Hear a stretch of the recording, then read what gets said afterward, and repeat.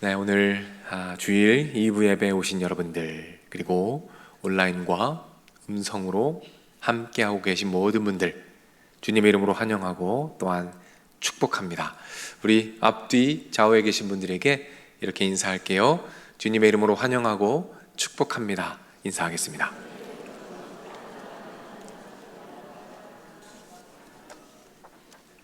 네, 너무너무 감사합니다.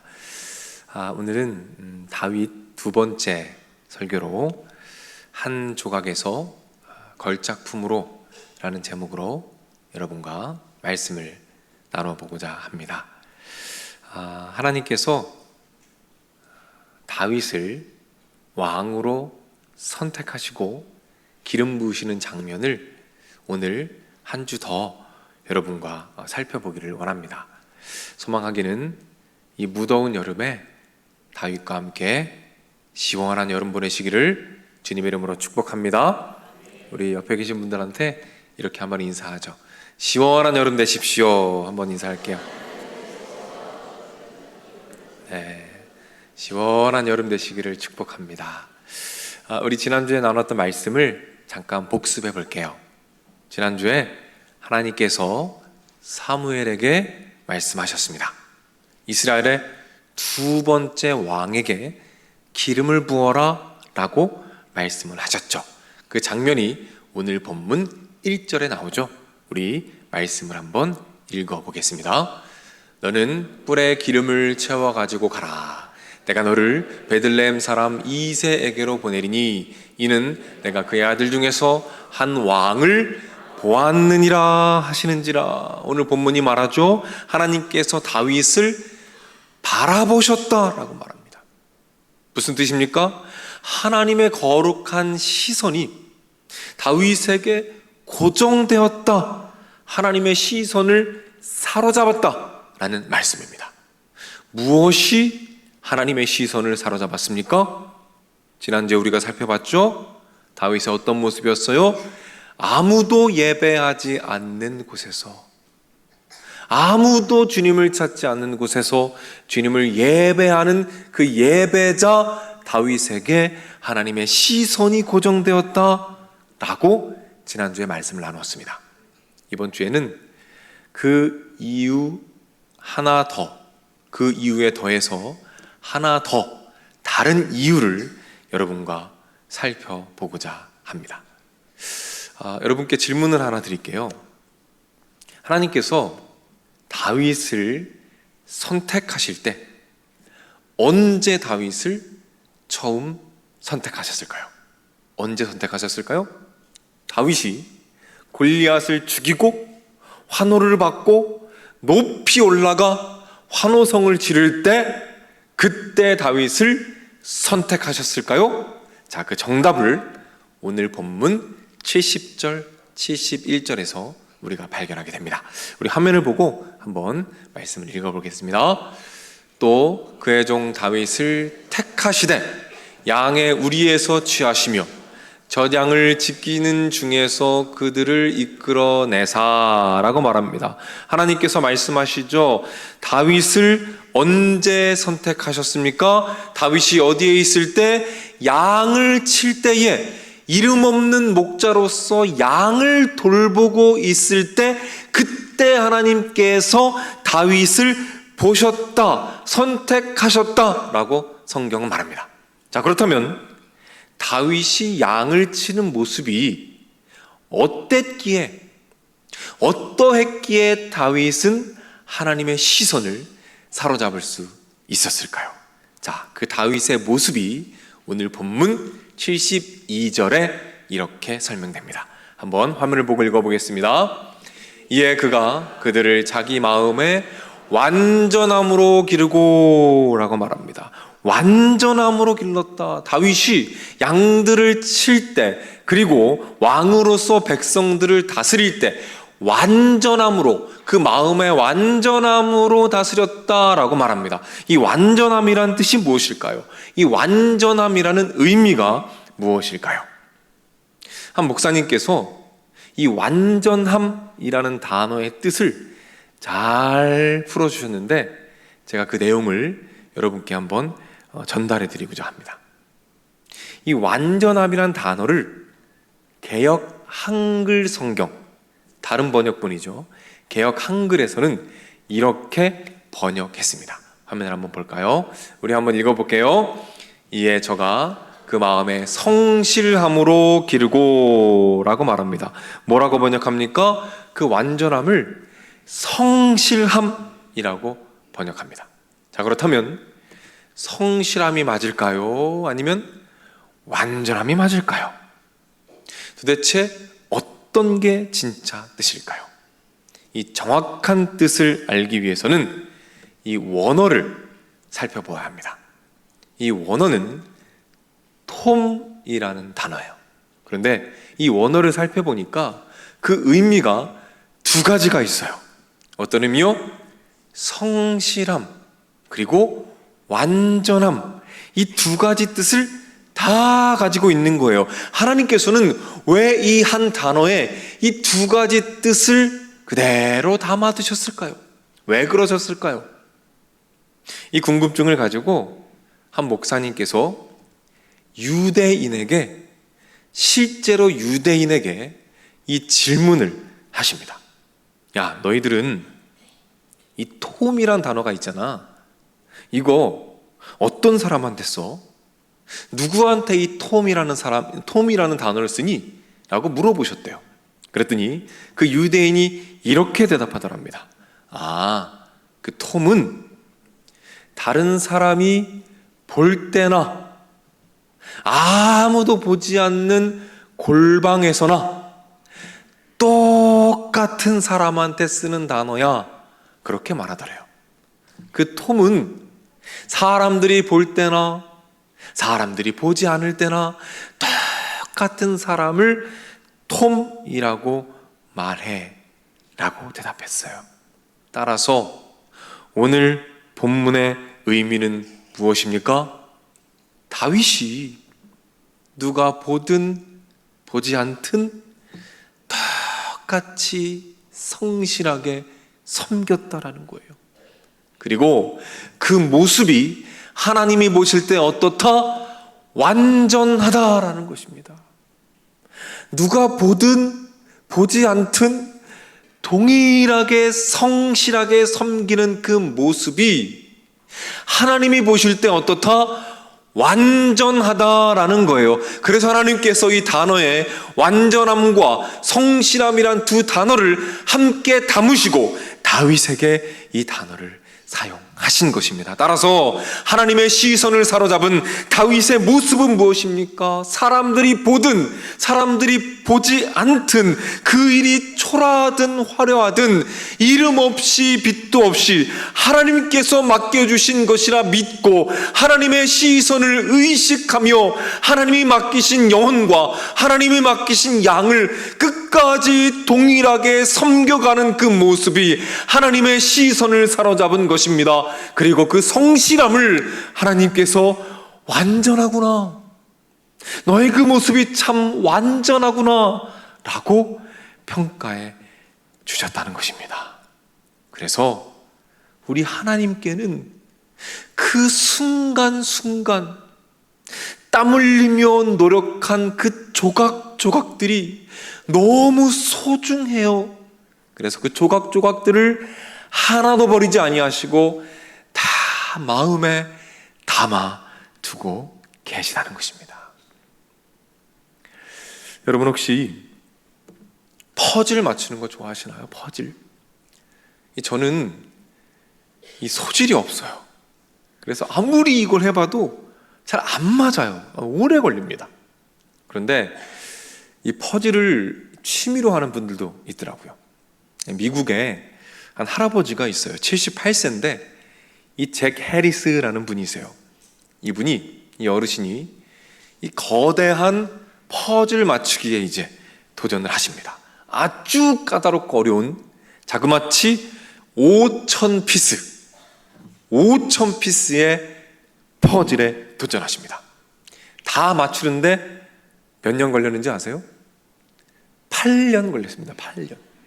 8년 동안 5,000피스를 하나씩 그 퍼즐을 완성하는 과정에서 아내는 한 세상을 떠납니다. 78세 시작해서 86세에 마쳤으니까 그렇게 아내를 떠나보내고 열심히 8년 동안 퍼즐을 맞췄는데 다 마치는 마지막 순간에 큰 충격에 빠집니다. 왜 충격에 빠졌을까요? 영국에 또 다른 사람이 있어요. 제레미라는 남자분입니다. 이분도 도전합니다. 세상에서 제일 큰 퍼즐 맞추기에 도전해요. 자그마치 33,600개의 퍼즐. 징그럽죠? 이 어마어마한 퍼즐을 맞추기 시작합니다. 근데 이분은 더 젊고 또 퍼즐이 좀 더 쉬웠나 봐요. 그래서 1년 만에 그 퍼즐을 다 맞춥니다. 근데요, 다 맞추고 그 마지막 순간에 큰 충격에 빠집니다. 왜 충격에 빠졌을까요? 제가 경험한 이야기를 통해서 이 답을 여러분께 말씀을 드릴게요. 저도 퍼즐에 도전을 했습니다. 집에 있는 아이들이 맞추는 퍼즐인데요, 자그마치 48피스짜리입니다. 50개나 되는 그 퍼즐을 제가 맞췄어요. 이 수달 모양의 귀여운 퍼즐인데요, 어렵더라고요. 50피스인데도 어려워요. 힘들게 어렵게 겨우겨우 다 맞췄습니다. 그런데 이것을 완성하는 그 마지막 순간에 저도 큰 충격에 빠졌습니다. 왜 충격에 빠졌을까요? 자, 화면을 한번 보시겠어요? 자, 이 퍼즐인데요, 여러분 가운데 빈 공간이 보이죠? 제가 왜 충격에 빠졌냐면 다 맞췄는데 한 조각이 없는 거예요. 한 조각을 잃어버린 거예요. 아무리 찾아도 한 조각이 없는 겁니다. 그래서 그 한 조각 때문에 이 퍼즐을 완성하지 못할 위기에 빠진 거예요. 78세 할아버지 마찬가지였습니다. 8년을 쏟아부었어요. 다 맞췄더니 딱 한 조각이 없는 거예요. 결국 완성하지 못했습니다. 그 할아버지 말씀이 아마도 집에 있는 강아지가 먹은 것 같다고 그러시더라고요.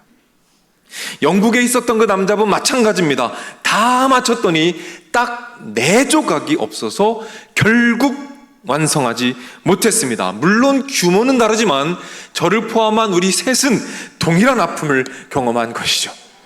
저는 온 집안을 다 뒤져서 결국 그 한 조각을 찾았습니다. 그래서 완성된 작품을 한번 보시면은 이제 드디어 그때야 비로소 그 한 조각을 찾아서 제자리에 넣은 순간, 그때 비로소 작품이 완성이 되었습니다. 우리는 중요한 사실을 깨닫게 됩니다. 무엇입니까? 퍼즐 한 조각이 얼마나 중요한 것인가. 그 보잘것없는 작은 퍼즐 한 조각이, 아무도 주목하지 않을 만한 그 작은 한 조각이 얼마나 소중한 것인가. 그 조각 없이는 결코 작품이 완성될 수 없다는 것입니다. 우리 인생도 마찬가지입니다. 우리의 하루하루 순간순간은 마치 퍼즐 조각과 같아요. 그리고 그 조각들이 하나씩 하나씩 모여서 우리 인생이라는 작품을 만들어 갑니다. 그중 한 조각이라도 없어진다면 우리 인생의 작품은 완성될 수 없어요. 그래서 우리 하나님께서는 우리 인생의 순간순간 그 조각조각을 너무나 소중히 여기십니다. 특별히 너무 작고 초라해서 그 누구도 주목하지 않고 기억해 주지 않을 만한 사소하고 작은 순간순간들조차도 우리 하나님께는 너무나 소중하다는 것입니다. 그리고 그곳에 하나님의 시선이 고정되고 하나님께서 그 작은 퍼즐 조각 하나하나를 소중히 간직하고 계시다는 사실이죠. 잠깐 정리해 볼까요? 하나님께서 언제 다윗을 바라보셨습니까? 다윗이 양을 칠 때였어요. 왜요? 사람들이 보든 보지 않든 똑같이 성실하게 임하는 그 순간순간이 우리 하나님께 너무 소중했기 때문입니다. 한 노인이 있습니다. 그 노인이 가파른 산을 오르고 있어요. 해발 1400m가 넘는 아주 높고 험난한 산을 한 걸음 한 걸음 오르고 있습니다. 나이가 많은 노인이에요. 어르신입니다. 너무 위험해 보여요. 하지만 포기하지 않습니다. 매일매일 그 산을 올라가요. 이 노인은 누구일까요? 이 노인은 한 학교의 선생님입니다. 중국의 한 시골 마을이에요. 그 마을은 높은 산 꼭대기에 있습니다. 이 절벽 마을이에요. 그래서 젊은이들이 다 떠나고 이제 남은 사람은 얼마 없습니다. 그리고 그곳에 학교가 딱 하나 남았어요. 초등학교가 딱 하나 남았습니다. 이 학교는 3면이 절벽으로 둘러싸여 있어요. 그리고 학생도 딱 한 명, 딱 한 명이 남았어요. 초등학교 1학년 학생 딱 한 명이 남은 딱 하나의 학교. 그 험준한 산을 오르고 있는 그 어르신은 바로 이 학교의 선생님입니다. 이 단 한 명의 아이를 만나기 위해서 매일매일 그 높은 산을 오르는 거예요. 비가 오나 눈이 오나 계속해서 한 걸음씩 한 걸음씩 그 산을 오릅니다. 생명의 위협을 느낄 만큼 위험한 곳도 있어요. 하지만 개의치 않습니다. 계속해서 한 걸음씩 그 산을 올라요. 이 모든 위험을 감수하는 이유는 단 하나입니다. 무엇이죠? 그 학교에 있는 그 한 아이, 그 한 아이 때문에 매일매일 그 산을 올라요. 이 아이는 경제적인 어려움 때문에 다른 곳으로 이사를 갈 수가 없습니다. 집에 가보니까 온통 집을 다 폐유지로 다 도배해 놨대요. 그만큼 어려운 아이입니다. 그러나 이 아이에게 유일한 기쁨이 있어요. 뭘까요? 학교에 가는 거예요. 학교에 가는 게 너무 기뻐요 라고 매일 말하는 이 아이를 사랑하는 마음으로 매일매일 한 걸음 한 걸음 그 산을 오르는 이 할아버지. 이 할아버지가 이렇게 말합니다. 아무리 가난해도 교육이 가난해서는 안 됩니다. 아무리 가난해도 교육까지 가난해서는 안 됩니다 라는 말을 하며 그 한 아이를 위해서 한 걸음씩 한 걸음씩 그 험준한 산을 오르는 이 발걸음. 제가 이 아이라면 저는 그 사랑 못 잊을 것 같아요. 평생 그 사랑 간직하며 살아갈 것 같습니다. 그 산을 온다고 해서 알아주는 사람이 있을까요? 아니요. 그 산을 오른다고 해서 누군가 주목해 줄까요? 아닙니다. 그래도 누가 알아주든 알아주지 않든 이름 없이 빛도 없이 한 걸음씩 그 산을 오르는 그 발걸음이 참 아름답구나. 그리고 하나님께서 만약 믿는 자들이 그런 걸음걸음을 걷는다면 그 한 걸음 한 걸음이 우리 하나님의 시선에 얼마나 아름다울까라는 묵상을 해보게 되었어요. 그리고 그 장면 가운데 저는 우리 예수님의 모습을 묵상하게 되었습니다. 갈보리 언덕을 오르는 우리 예수님, 십자가를 지시고 그 골고다를 한 걸음씩 한 걸음씩 오르는 우리 예수님의 발걸음. 그 한 걸음 한 걸음이 없었다면 예수님께서는 갈보리 꼭대기에 오르실 수 없었습니다. 그 한 걸음 한 걸음이 있었기에 갈보리산 꼭대기에 예수님의 십자가가 세워진 줄로 믿으시길 바랍니다. 그 한 걸음 한 걸음에 하나님의 시선이 향한 거예요. 그리고 그 한 걸음 한 걸음을 우리 하나님께서 모으셔서 결국 구원의 완성이라는 아름다운 작품을 완성하셨다는 것입니다. 이것이 바로 하나님께서 일하시는 방법이라는 거예요.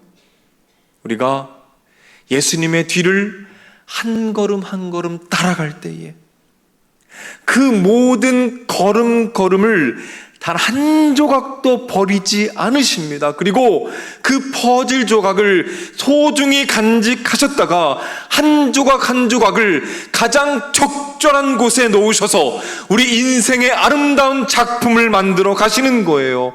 단 한 조각도 버리지 않으시고 오늘의 한 조각이 10년 뒤의 한 조각과 만나서 아름다운 작품이 완성되도록 역사하시는 하나님, 지금도 일하고 계심을 믿으시기를 바랍니다.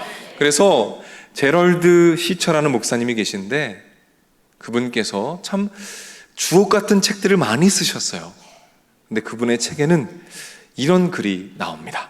어떤 글이냐면, 화면을 보여주시면 우리 한번 함께 화면을 보고 읽어보면 좋겠어요. 읽어봅니다.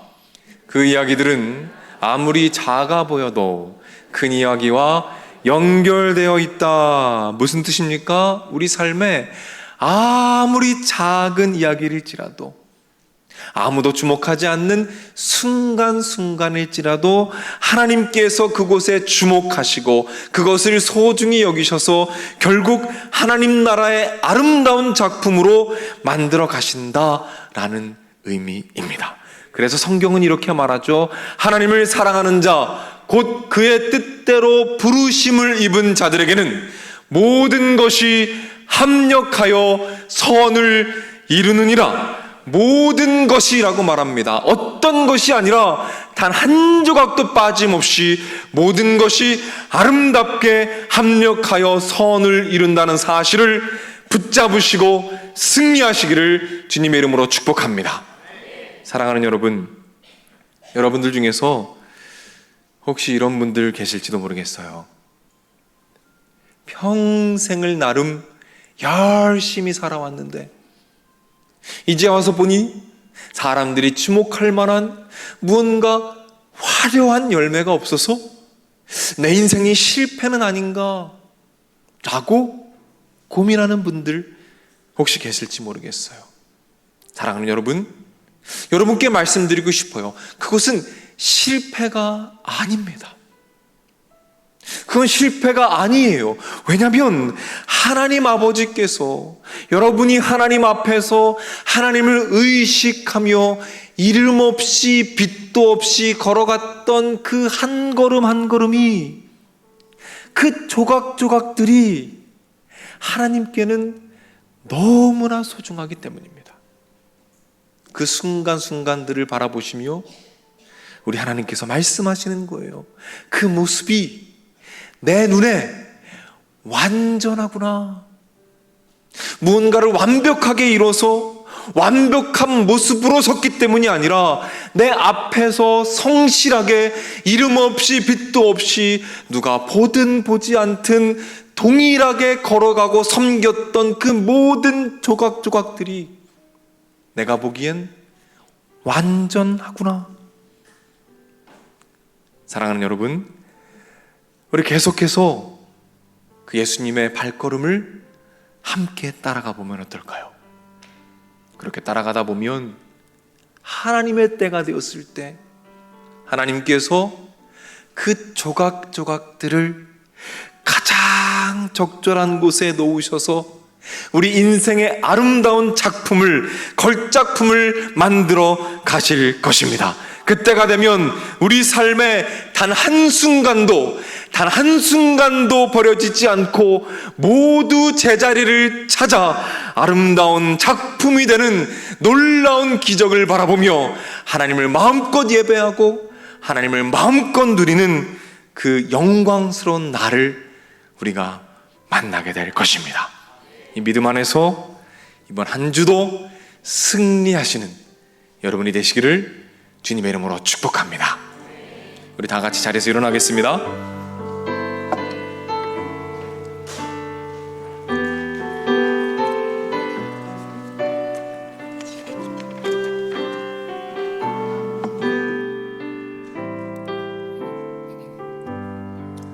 찬양합니다. 무명이어도 공허하지 않을 것은 예수 안에 난 만족함이로라. 가난하여도 부족하지 않은 것은 예수 안에 오직 나는 우리 처음부터 찬양합니다. 무명이어도 공허하지 않은 것은 예수 안에 만족함이라. 가난하여도 부족하지 않은 것은 예수 안에 오직 나를 부여하라. 예수로 난 예수로 예수로 예수로 충만하네.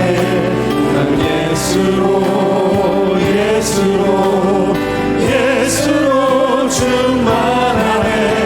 난 예수로 예수로 예수로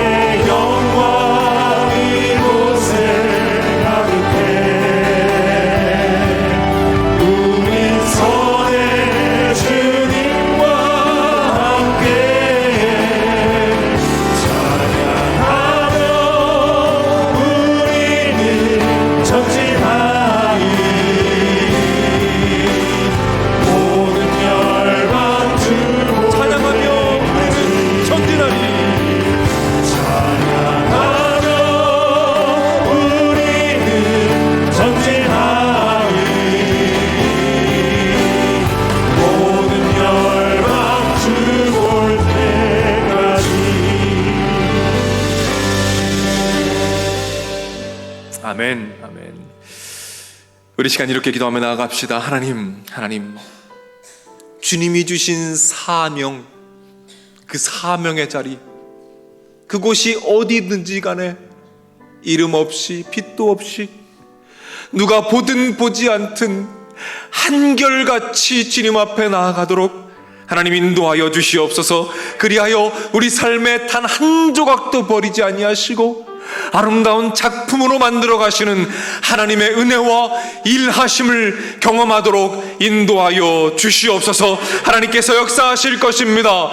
승리하게 하실 것입니다. 우리 주여 한번 외치고 합심해서 기도하며 나가겠습니다. 주여,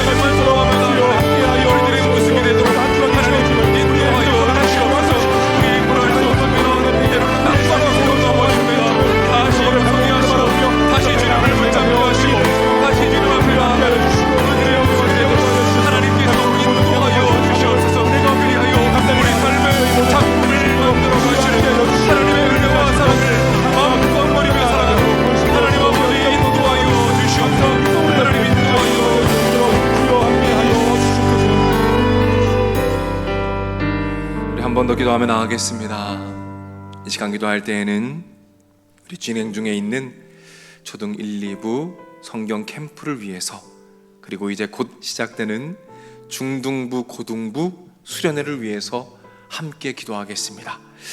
이름 없이 빛도 없이 땀 흘리며 섬기시는 우리 선생님들, 교사들, 하나님 그 발걸음을 기억하여 주옵소서. 그리하여 그 발걸음 한 조각 한 조각이 아름다운 작품이 되어 우리 사랑하는 어린 영혼들의 심령 가운데 아름다운 작품이 되어 심겨지고 그 영혼들이 주님을 사랑하게 되는 놀라운 은혜를 더하여 주옵소서. 백령도팀, 캄보디아 선교팀, 우리 청소년 비전 스쿨 비전 트립 하나님 함께하여 주시어서 아름다운 열매가 있게 하시고 주님의 아름다운 작품들이 아름답게 선포되어지는 놀라운 걸음걸음이 되도록 하나님 인도하여 주옵소서. 우리 주여 한번 외치고 합심해서 중보하며 나가겠습니다. 주여,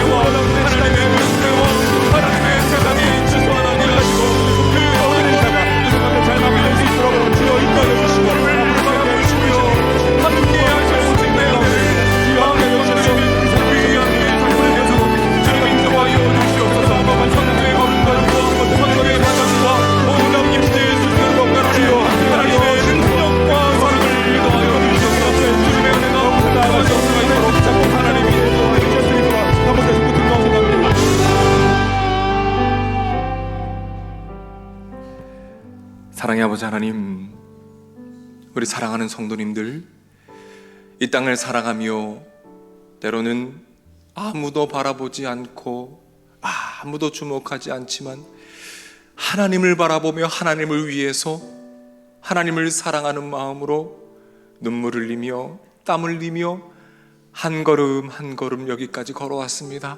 하나님, 오늘 우리가 기억하기 원하는 것은 그 삶의 단 한 조각도 하나님 버리지 않으셨고 그 모든 조각을 주님의 손에 드시고 가장 적절한 때에 가장 좋은 곳에 그 조각을 드심으로 말미암아 우리 삶에, 우리 교회에 아름다운 작품을 만들어가고 계심을 오늘 말씀해 주시니 감사를 드립니다. 하나님, 교육부서마다 우리 선생님들 또한 식당에서 다양한 영역에서 땀 흘리며 수고하며 이름 없이 빛도 없이 섬기시는 그 땀방울과 걸음걸음들 주님 기억하고 계심을 믿습니다. 하나님, 그 모든 것들이 아름답게 한 작품이 되어 우리 어린 심령들의 마음 가운데 복음의 씨앗으로 심겨지게 하시고 그 씨앗으로 말미암아 그 어린 영혼들 주님을 평생 놓지 않고 주님만을 예배하며 살아가는 놀라운 아이들이 되도록 인도해 주시고 함께하여 주시옵소서. 세상으로 나아갑니다. 하나님, 우리 사랑하는 성도님들을 세상으로 파송합니다. 하나님, 누가 보든 보지 않든 동일하게 예수님의 뒤를 한 걸음씩 따라갈 때에 그 조각조각들을 소중히 여기시고 하나씩 모으고 계시는 우리 하나님의 숨결을 느끼며 승리하도록 인도하여 주시옵소서. 길이요 진리요 생명 되시는 우리 주 예수 그리스도의 은혜와 아버지 하나님의 넓으신 사랑과 성령님의 감화, 감동, 축복, 역사, 인도하심이 이 자리에 참여한 주님의 자녀들, 병상에 있는 자녀들, 마음의 병으로 고통받는 자녀들, 군에 가 있는 젊은이들, 해외나 지방에 나가 있는 주의 백성들, 선교지에서 복음을 위해 헌신하는 선교사님들, 영상을 통해 가정에서 예배 드리고 있는 믿음의 가족들, 저들의 가정, 저들의 하는 일, 저들의 앞날 위에 이제로부터 영원토록 함께 있을지어다. 아멘.